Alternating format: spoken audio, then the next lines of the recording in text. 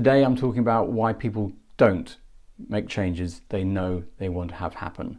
I'll explain what can be the resistance, what's causing the issue, but more importantly, what we can do to support and understand what's going on for them.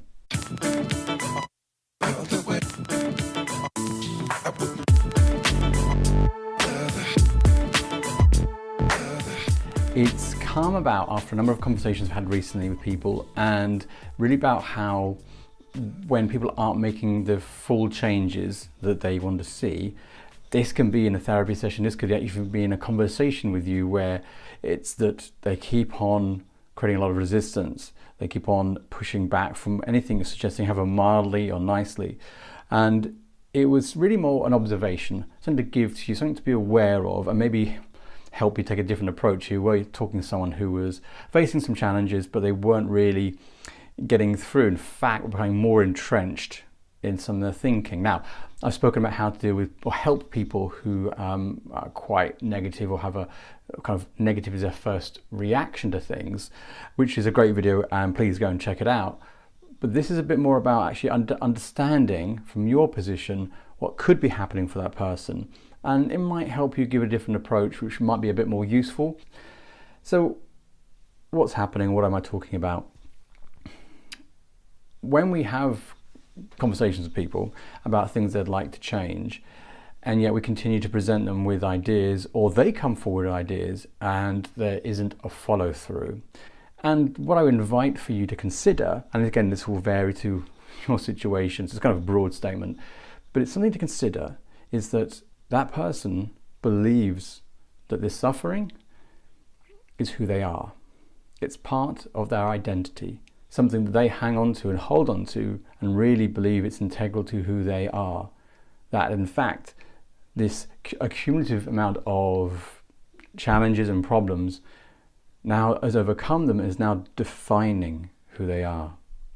Which is a very interesting point to be, because now we start thinking that this is now what they're believing to be their identity, that they are meant to suffer, then for us to then kind of challenge that at all, beginning to challenge who they believe themselves to be.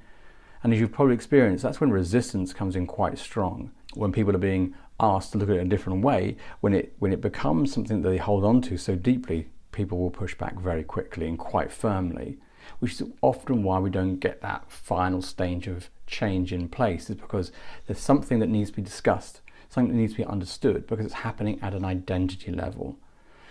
And this can be one of the most challenging parts as well, because if you've ever heard of the word comfort zone, what's happening is that our comfort zones, for example, I'm going to be skydiving in a couple of weeks' time, and that takes me out of my comfort zone. And that comfort zone still applies to someone who is having a lot of troubles, because now the comfort zone is the pain. The comfort zone is the suffering. This is now where they know. This is now their map, their territory, it's their house. They know where things are. For you to then start to challenge that, you're asking to go into that, outside of that, out of their comfort zone. In fact, the idea of happiness or relinquishing some of that identity can cause them additional pain because they believe it so much.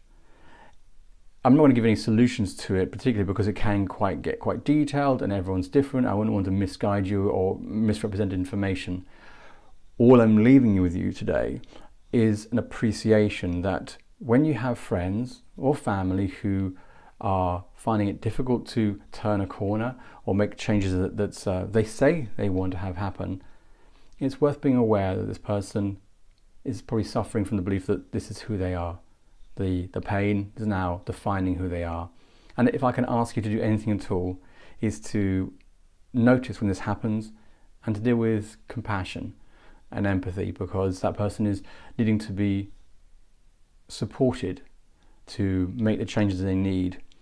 A shock to the system is not going to work on this one.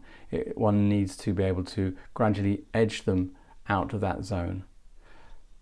There are more things to discuss about this, but I hope it's given you some insights, some thoughts to consider when we're having conversations with people who are resistant to change, beyond anything I've spoken about in the past, when it's really something they are pushing back against. And I want you to be aware of this, because I think it's very easy for us to dismiss friends, dismiss family, and that person doesn't want to change and it's a hopeless cause.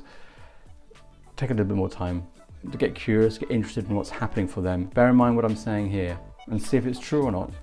So, to say, take from that what you can, and I hope you get some benefit from it.